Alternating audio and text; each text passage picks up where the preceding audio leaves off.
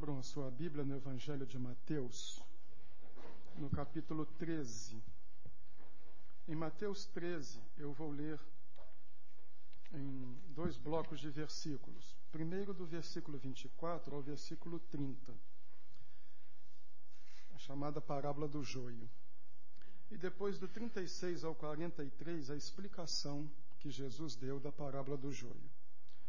Mateus 13, de 24 a 30.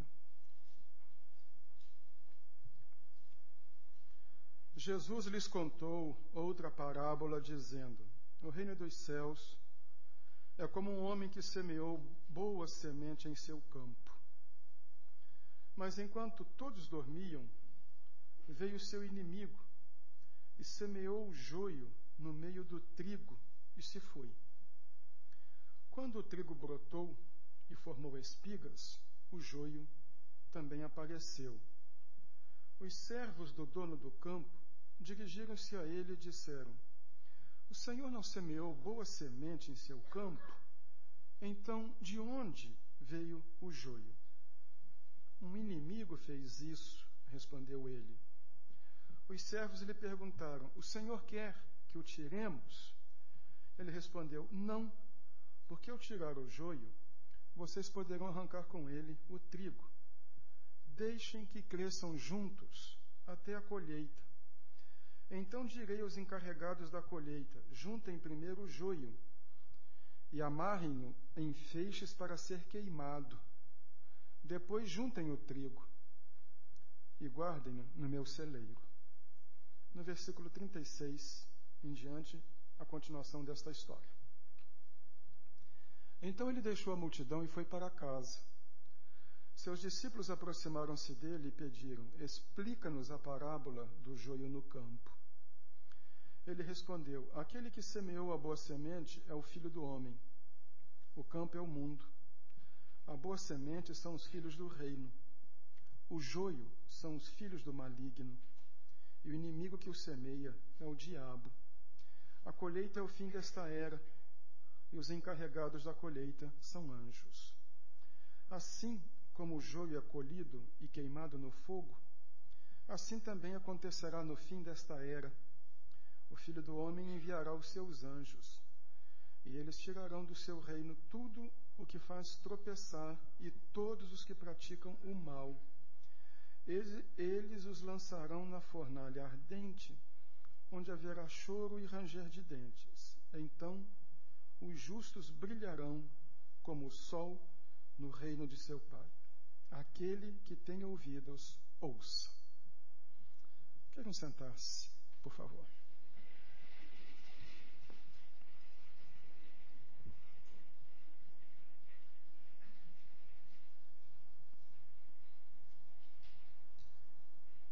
Uma história simples, mas muito rica. Esta história complementa a que Jesus contou anteriormente, a parábola do semeador.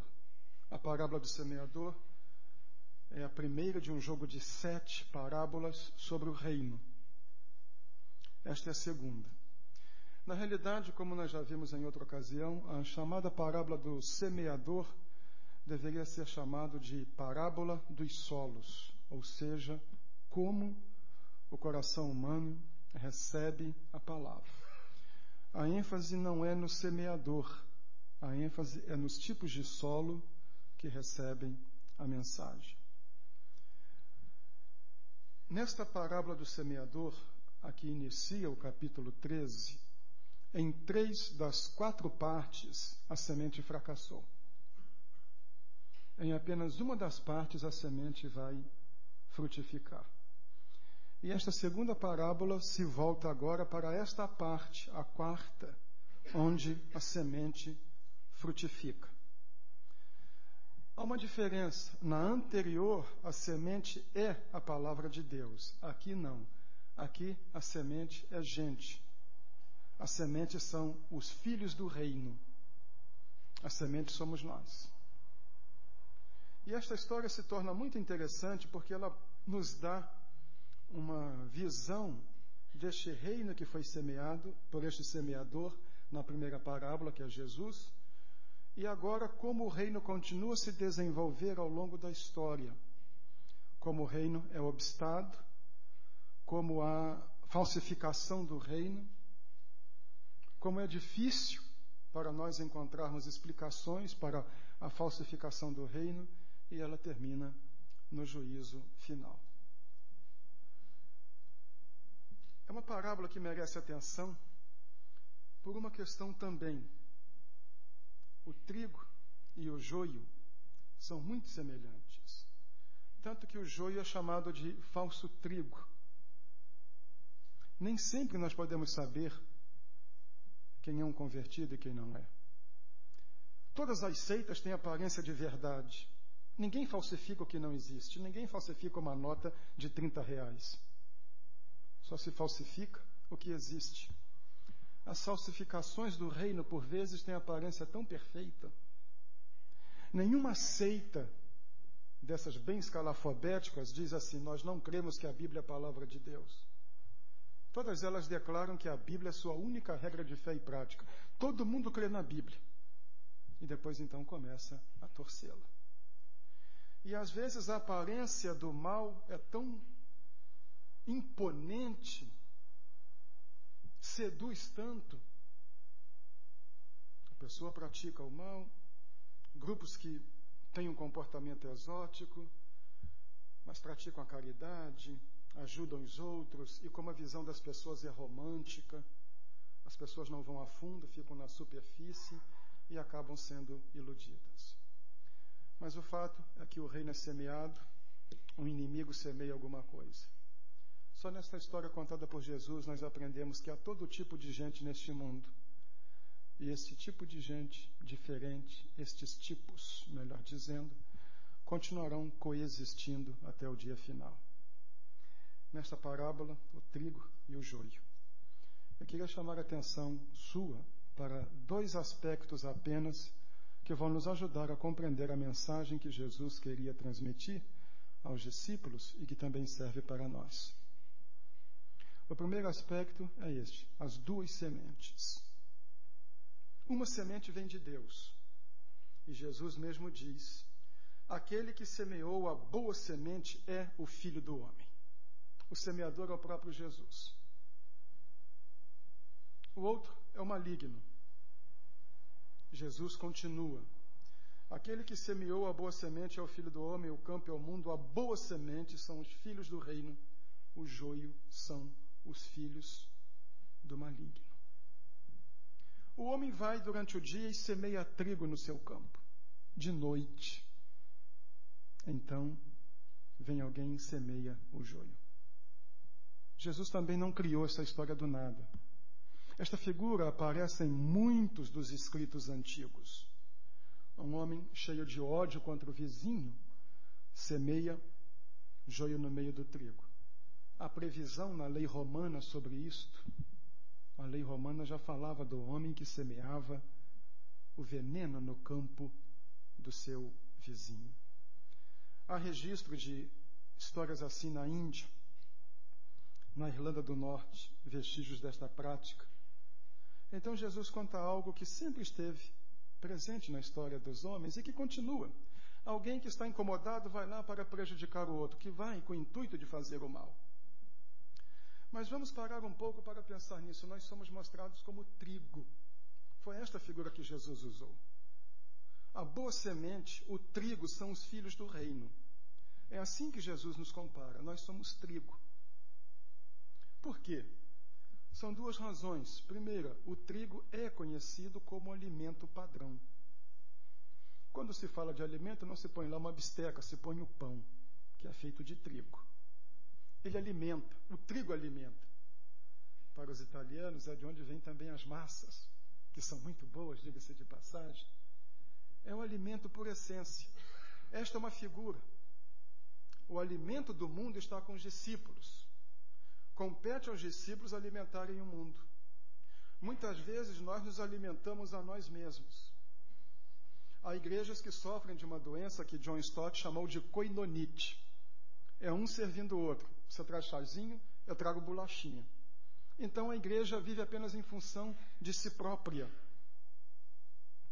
Quando só há alimentação, alimentação, alimentação e não há exercício, vem a obesidade. Mas sem dúvida que Jesus não comparou a sua igreja com trigo para dizer assim, será um celeiro bonitinho, será um celeiro abarrotado, ou vocês sempre vão estar alimentados. Mas a lição é clara. A igreja tem uma mensagem para alimentar o mundo. Nem sempre nós pensamos nisto, nós nos omitimos, guardamos a nossa salvação. Está com os discípulos a responsabilidade de alimentar o mundo. Vez por outra, nós ouvimos dizer que a maior necessidade do mundo é a educação. Não há dúvida que a educação para todos é uma necessidade enorme. Nós somos um país com baixo índice de escolaridade. Por incrível que pareça, a escolaridade do brasileiro é inferior à do paraguaio. E a metade da do paraguaio, menos do que a metade da do argentino. A média de escolaridade do brasileiro é de 4 anos, mas nós achamos que nós somos malandros e que o mundo inteiro é mané. Então, numa crise econômica, nós encontramos um país de pessoas pouco preparadas para a competitividade. O mundo aperfeiçoa, o mundo evolui e nós vamos ficando para trás. Mas o problema básico do mundo não é informação nem educação.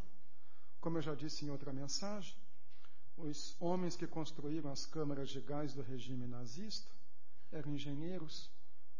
Os experimentos feitos pelos nazistas eram feitos por médicos.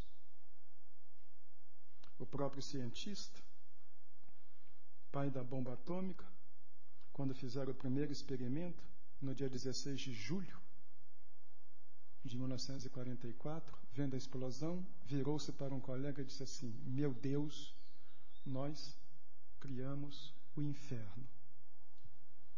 Para alguns, o maior problema do mundo é a alimentação. Se nós tivermos comida para todos, então vamos encher a barriga do pessoal. Não ter fome, um mundo sem fome é bom. Aqui não vai nenhuma crítica a projeto A ou projeto B, ou ausência de projeto.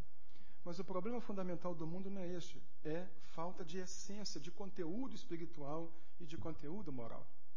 Se presume que a comunidade de Jesus Cristo conheça valores verdadeiros que vêm da palavra de Deus. Se há alguém que tem autoridade para dizer ao mundo o que Deus deseja, o propósito de Deus para que os homens vivam, alguma coisa que encha o coração das pessoas de sentido, é a igreja.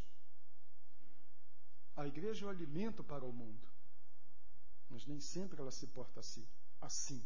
Ela se autoalimenta e deixa os famintos. Uma outra questão também da figura do trigo. A oferta de cereais, e principalmente o cereal do trigo, era também um dos momentos culminantes na adoração a Deus.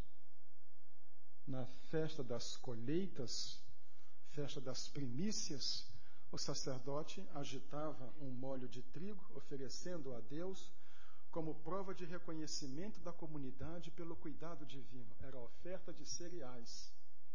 A oferta de cereais era o reconhecimento da bondade de Deus, do cuidado de Deus pelo seu povo e a declaração do povo da sua submissão a Deus. Fazia parte do culto. É por isso também que Jesus usa esta figura. A igreja deveria se ver como uma comunidade de comunhão, de adoração, pessoas que reconhecem o cuidado de Deus na sua vida. Com muita facilidade nós nos queixamos dos problemas. E nem sempre nós vemos a bondade, a misericórdia, a graça de Deus presente na nossa experiência. Com muita facilidade nós nos aproximamos de Deus para pedir coisas, para apresentar as súplicas. O que é bom, é a Ele que devemos pedir. Mas nos esquecemos de declarar, Tu és o meu Senhor, a minha vida pertence a Ti, eu estou aqui para Te servir. Mas pensamos em Deus como alguém que por vezes deve nos servir. Subordinamos Deus ao homem e não pensamos nos direitos de Deus sobre nós. Neste sentido também, de que o trigo era uma oferta dada, se Jesus é o semeador, nós somos a oferta que o Filho dá ao Pai. Todas estas coisas mostram que a figura do trigo é muito significativa para a vida da igreja. Mas há uma outra semente, é o joio. Ele é bastante parecido com o trigo. O joio, usado na Palestina, mais tarde recebeu o nome latim de ebriacus, de onde vem a palavra ébrio, bêbado, porque causava vertigens devido ao envenenamento da pessoa. Parecido com o trigo, a pessoa ingeria, acabava envenenada, tinha vertigens e a sua postura era a postura de um bêbado. A aparência é a aparência do trigo, mas não alimenta, envenena. Esse mundo anda cheio de joio. Este mundo anda cheio de mensagens que parecem mensagens boas, mas nós vemos um mundo que se porta como um mundo ébrio, alcoolizado, sem rumo, envenenado. Às vezes também a igreja deixa que o joio seja oferecido. Eu me lembro, quando era criança, no prédio em que eu morava, de criança brincando de comidinha. Coisa típica de criança. Toda criança já brincou disso. Você brincou, Juliana? Então, bastante, né? E as crianças lá, não me lembro de que, pegaram uma dessas plantas venenosas para fazer uma saladinha. E foi preciso que as crianças fossem levadas às pressas para o hospital envenenadas. Lá está o mundo envenenado. E muitas vezes o mundo se envenena porque o joio é tão parecido. Ele não é esclarecido. Mas às vezes porque o trigo é guardado. E quando as pessoas têm fome, elas comem qualquer coisa. É muito fácil culparmos o mundo, mas deveríamos nos perguntar o quanto da falta de rumo neste mundo não é responsabilidade, não é causa de uma igreja que não se comove com o vazio espiritual, com a pobreza espiritual deste mundo e não comparte o Evangelho.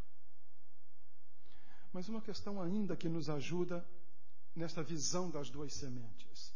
Não há campo sem erva daninha. Se não plantar trigo, ele não aparece. Tiririca, ninguém precisa semear. Ela nasce. Capim não precisa, mato não precisa. É interessante, a natureza é sábia. Sabe a coisa nenhuma? Se fosse sábia, em vez de produzir tiririca, ia produzir comida. Plante comida, semeie comida, dê um duro terrível, e daqui a pouco, lá está a erva daninha surgindo. Isso é elucidativo nesta parábola de Jesus. O mal está por toda parte. De onde vem o mal? Essa é a pergunta que filósofos e teólogos vêm tentando responder há séculos. Como explicá-lo? Nós não sabemos. Nós sabemos uma coisa. A cruz de Jesus Cristo aniquila o poder do mal. Ela põe fim ao império do inimigo que semeia o joio. Os dias do inimigo semeador de joio estão contados. O triunfo do trigal é certo, é líquido, apesar do joio crescer, e muitas vezes o joio cresce com uma precipitação tão grande que parece que vai sufocar o trigo. Mas no final da história, as duas sementes produzem destinos diferentes. Deixem que cresçam juntos até a colheita. Então direi aos encarregados da colheita: juntem primeiro o trigo e amarrem juntem primeiro o joio e amarrem-no em feixes para ser queimado. Depois juntem o trigo e guardem-no no meu celeiro. E Jesus não termina a história falando do joio. Termina a história falando do trigo. Então os justos brilharão como o sol no reino do seu Pai. Muitas vezes parece que o mundo é só joio. E parece que as nossas tentativas de fazer o trigo florescer são inúteis. Mas o joio tem os seus dias contados. E o trigo será guardado no celeiro. Esta era a primeira figura, as duas sementes. A segunda figura, uma figura que impressiona: o inimigo. O dono do campo, o campo é o mundo é de Deus. O dono do campo semeia o trigo e de repente surge o joio. Os servos dele levantam duas questões. Primeira, O Senhor não semeou o trigo? Segunda, de onde vem o joio? Esta é a pergunta. De onde é que vem o mal? Eu já lhes contei essa história, eu vou contar de novo. É bom contar de novo porque guardo. E porque chegou gente nova que não ouviu a história. Bom? Do homem que se preocupava muito, ele tinha um milharal. E o boi do vizinho vinha comer o seu milho. E ele ficava indignado com aquilo. Enxotava o boi, punha o boi para fora, reclamava com o vizinho. E no dia seguinte, lá estava o boi comendo o milho dele. Então ele cercou o milharal. Pôs uma cerca de arame farpado, as camadas uma da outra bem estreitinhas, mal passaria um cachorro. Uma porta, um portão com cadeado, chaveou e guardou. E pensou consigo, quero ver agora aquele boi entrar lá. No dia seguinte, quando ele acorda, está o boi lá dentro. E ele, mas não é possível, a chave está comigo, o portão está fechado. Rodeou o milharal para ver se tinha rompido a cerca em algum lugar. Não tinha rompido a cerca em lugar algum. Então, eu acho que ele devia ter o sobrenome Gomes Coelho. Ele pôs a mão no queixo e ficou pensando. De onde veio esse boi? Por baixo? Veio de helicóptero? Uma catapulta jogou o boi lá? E enquanto ele pensava como é que o boi tinha entrado no milharal, aí chegou a mulher. A mulher era mais prática e disse assim, bem, em vez de você ficar perguntando como é que o boi entrou, porque você não põe o boi para fora antes que ele coma todo o milho. Adianta muito saber como é que o boi entrou? Põe o boi para fora. Adianta saber como é que o mal surgiu no mundo? Como surgiu? Quem semeou o joio? E Jesus é tão lacônico, a resposta é esta. Um inimigo fez isso. Pronto. Sem explicações metafísicas. Sem lucubrações, já está na pastoral do boletim, vai agora, sem lucubrações filosóficas. Como surgiu o mal? Não há nenhuma explicação. É um trabalho sutil, que não se vê, só na época do crescimento. E é feito na calada da noite, quando não é percebido. É por isso que Jesus disse, quem é da luz vem para a luz, para que as suas obras sejam vistas. O inimigo se aproveita da oportunidade quando todos dormem. Isto é uma lição para a igreja. Às vezes a igreja cochila e quando vê o joio doutrinário está lá dentro. Alguém se encanta porque ouviu um pregador eloquente. Nosso pastor é tão lacônico, a gente tem que fazer uma força para não dormir quando ele prega. Então aquele pregador era tão eloquente. Vamos lá ouvir o pregador. Ou tal método deu certo em algum lugar. Ou quem sabe, se houver bastante barulho, a casa enche. Barulho qualquer torcida de futebol faz.